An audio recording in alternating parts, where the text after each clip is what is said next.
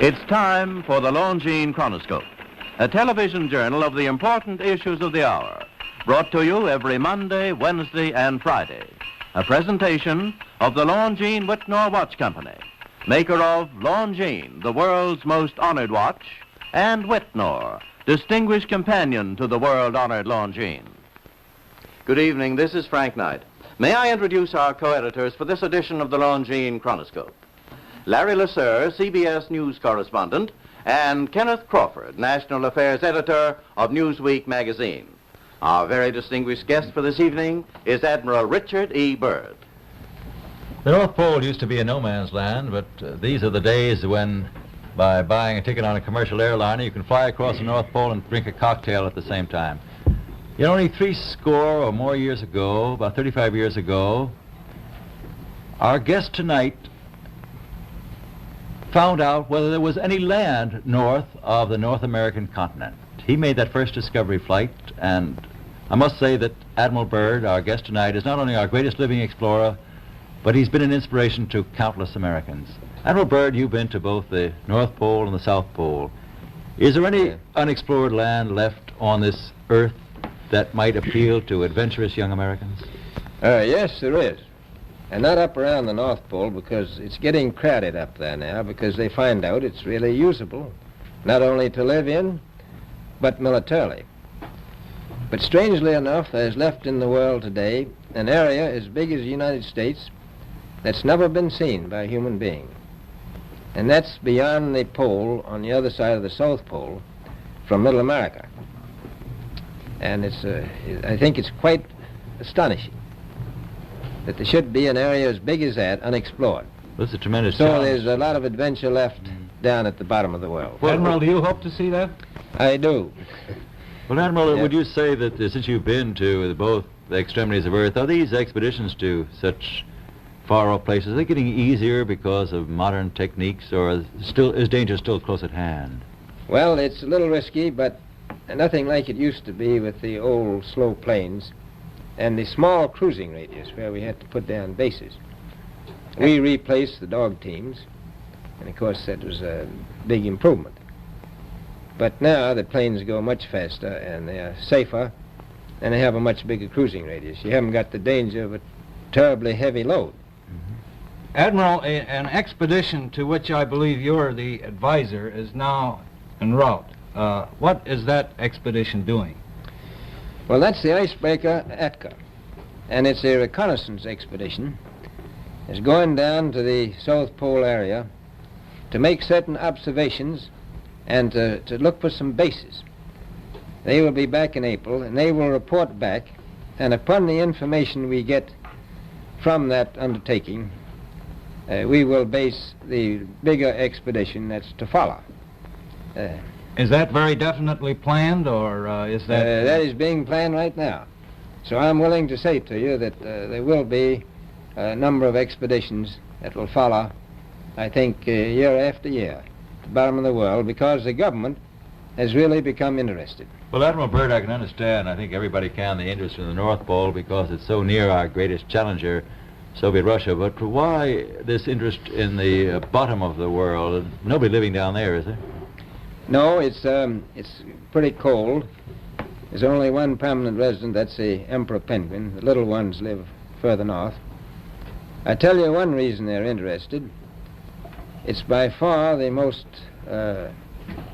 valuable, important place left in the world for science. That's why the scientific groups all over the nation are really interested.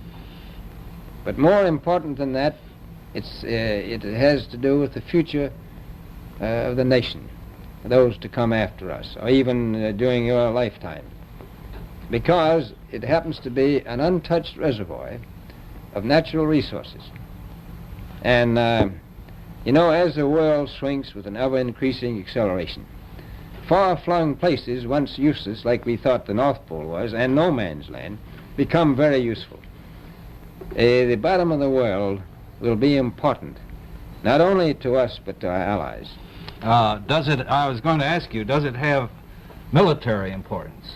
It has some, and as the world shrinks, it will continue to shrink with an ever-increasing acceleration. thus bringing these places closer. And in the future, I can see a time when it will be very, very important strategically. Well, has the development of and- air power increased the strategic importance of places like the Oh, very much so. Parma Peninsula, we'll say? Very much so. Even now, if anything happened and we lost the Panama Canal, we would have to control the islands just north of Antarctica, which are part of Antarctica. I've Then heard it- between there and Cape Horn. I've heard it said that there are 7 continents in the world, and one of them has never been seen by a woman, and that's Antarctica. Is that actually true? Well, if the Palm Peninsula is an island, as far as I know, that's true. No woman's ever stepped foot upon the Antarctic continent, and it's the most peaceful place in the world. Well, I'm sure that won't last very long. Italy, I understand that now that you're working with the Arnold Bread Company in charge of frozen foods. Now, is there any future for frozen foods down these frozen extremities? Well, I think the human race can be helped by that. This was thought out by Dean Arnold, who's, in my opinion, a great humanitarian. He learned that we went down there after 4 or 5 years and finished a meal that we had left there on the table when we had evacuated Little America. Everything was perfect, including the bread. So he got the idea of this frozen bread, and already he sent some to Europe, and it worked very well over there for some of the starving people. So you can store it down to the Antarctic and against the lean years, and you wouldn't have any people in the world really starving if you did that. Yes, in the event of an atomic war... You stay there forever. Admiral, you speak of the resources of Antarctica. What are they? What are the natural resources there? Well, we've found enough of coal within 180 miles of the South Pole in a great ridge of mountains. It's not covered with snow, enough to supply the whole world for quite a while. Well, that's the coal. Now, there's evidence of many other minerals.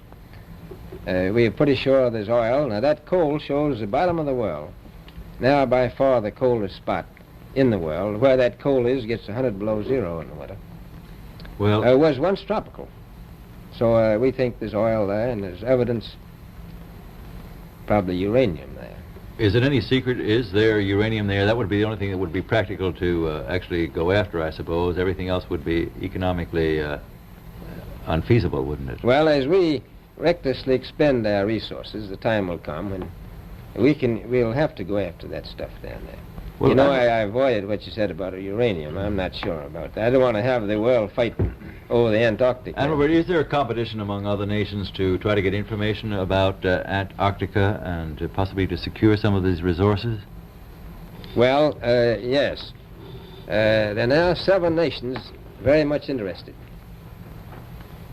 Russia is interested tremendously. That I'm sure of. Australia has an expedition down there. The Argentine, the Chile, New Zealand, Britain, and so on. Now, you can understand those people down there being interested because they live down there, the New Zealanders, the Argentinians, the Chileans, and Australians. And so we don't do much about claiming anything. Admiral, you make Do we this sound a little crowded. Are there that many expeditions now there or en route there? Well, you know, as I said, it's the most peaceful place in the world, but I don't think it will be for long because of this intense interest on the part of other nations and this nation. Well, Admiral Byrd, are private expeditions a thing of the past? Is expedition and exploration, making expedition and exploration now purely a government function because of the tremendous No, I cost and don't think organization? so. I think down south it may be more or less a thing of the past, but not other expeditions that go there. A lot of them go north now. This latest expedition now on the way is a government expedition, I take it. Yes, that's the government.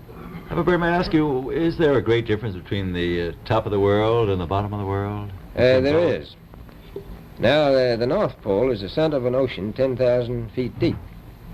The South Pole, the center of a plateau, 10,000 feet high. The North Polar Sea is surrounded by continents that are slightly frozen. The Antarctic continent is surrounded by a belt of ice frozen seas are at least 1,200 miles thick. Now, the south is a plateau. It gets, in some places, 14,000 feet up. I've been over areas about 13,000, and it's a little bit chilly up there. So there's that big difference between the top and bottom of the world. The north really isn't very cold up there on the Arctic Ocean. Compared to the south. Admiral Byrd, we often hear it said that our young Americans now aren't as hardy as their forefathers. Do you think that Americans do measure up to the standards, the physical standards and morale standards of the past? I do. I don't believe that. I think they're just as hardy.